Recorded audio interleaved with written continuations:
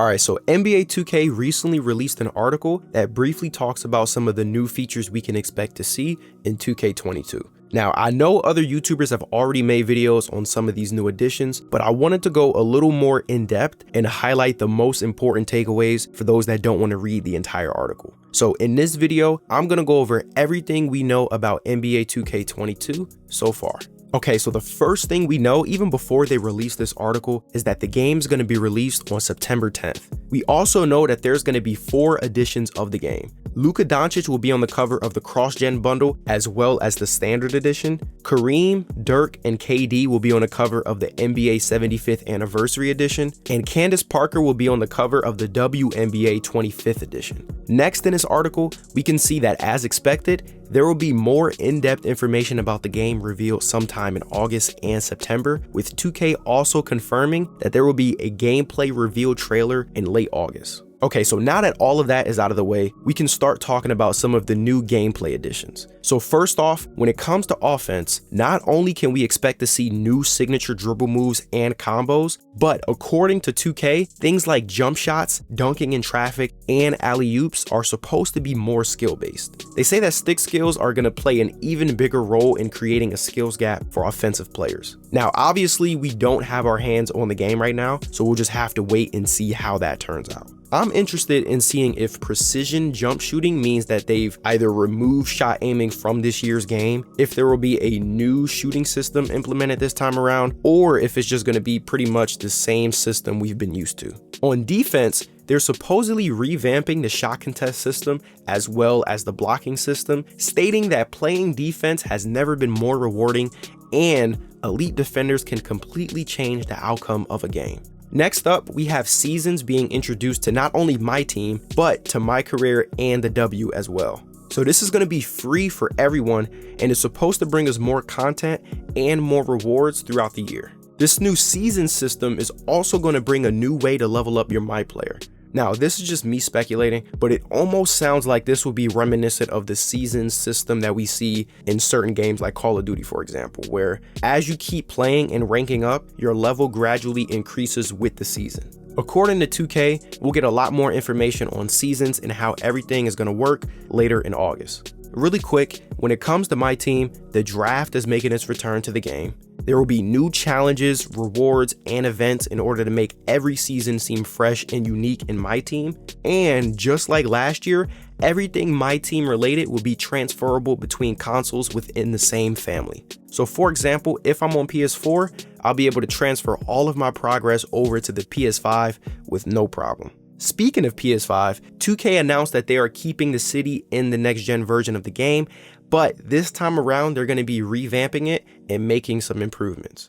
So there's going to be more NPCs walking around the city, and there's also going to be a new quest system for PS5 and the Xbox Series consoles. This RPG-styled quest system is supposed to give us a new way to level up and earn rewards for our MyPlayer.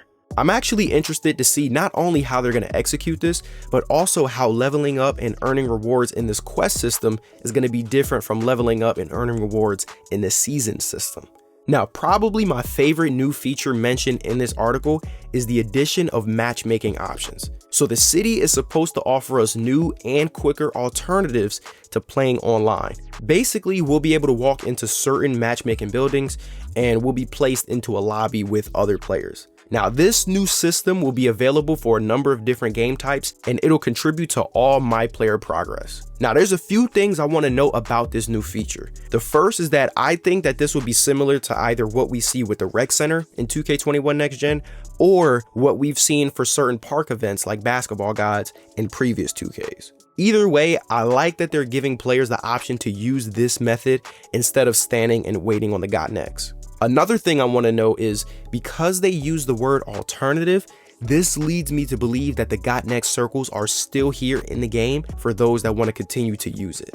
The last thing I want to note, this is most likely going to be exclusive to the next gen version of the game. The matchmaking options are only mentioned alongside the city, and of course the city is only for PS5 and the Xbox Series consoles. In my opinion, as long as they don't implement some sort of strict skill-based matchmaking alongside it, this should be a great feature to have in the game. Now, for those of you that are on last gen, you're going to be getting some improvements to the neighborhood as well. So we're actually going to be getting a neighborhood built on a cruise ship. What's also interesting is that throughout the season, the cruise ship is going to dock into certain locations, and we're going to be able to get off the ship and participate in some of those events.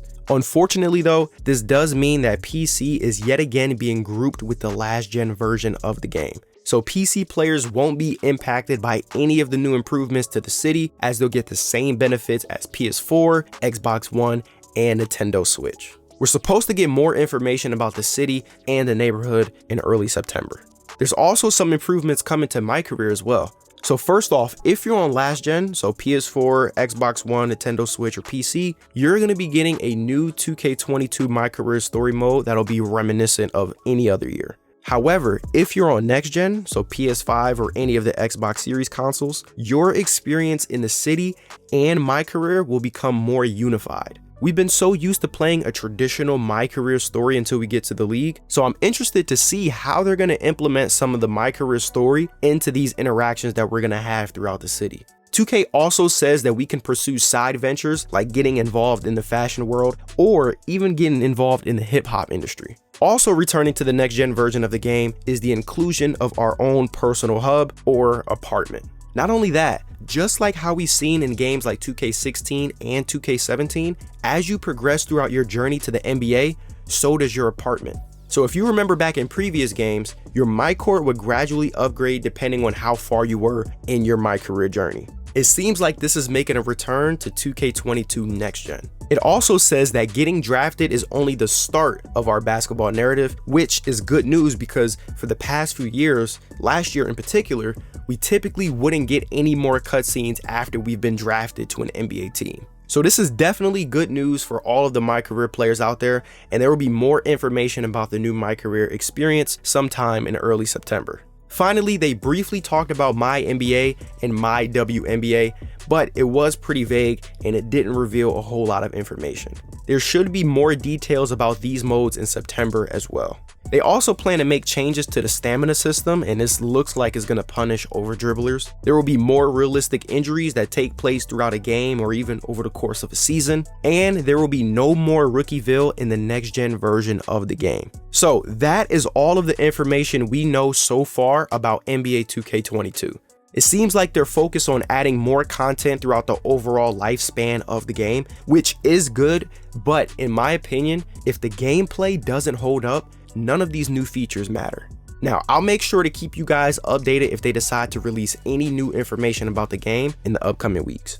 Anyways, that's pretty much all I have for this video. If you guys enjoyed it, make sure you don't forget to hit that subscribe button and also turn on post notifications to know exactly when the next video is uploaded. All right, I'm out.